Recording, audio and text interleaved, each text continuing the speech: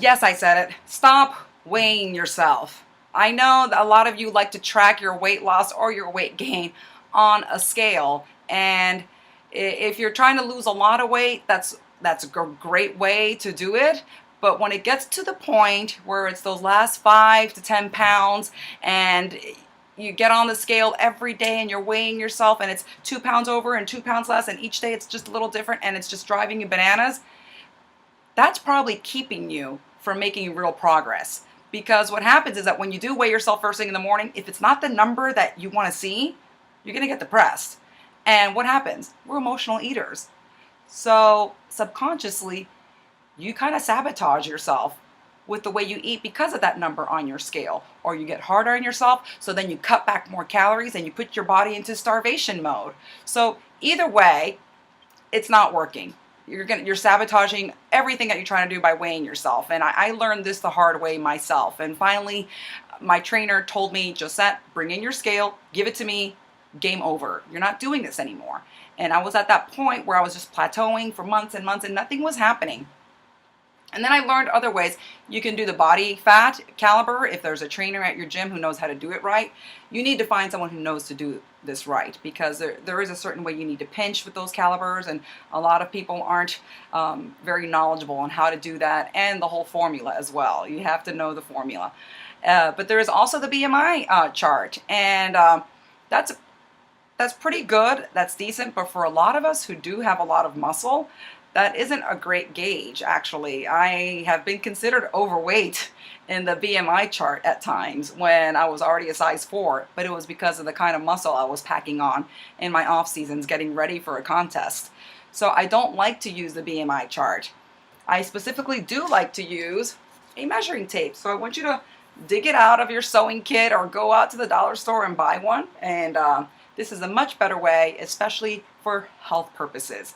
Now, I want to tell you something. When you measure yourself around the waist, this is one that a lot of medical doctors like to use, and nurses, is measuring around your waistline as a gauge for health risk factors. So anything over 40 inches in men and over 35 inches in women, you are considered to be a health risk factor, because a lot of fat in the midsection is really doing a number on all of your organs and intestines inside of your body. It's just compressing and it's causing a lot of issues. So that is one way to really gauge yourself. Very easy. Just measure yourself, and what you want to do is take the measuring tape below the rib cage but above the belly button. Okay, so maybe about an inch or two above the belly button, if you can find the leanest part, and measure yourself. And not suck it in, but stand straight and inhale and measure yourself.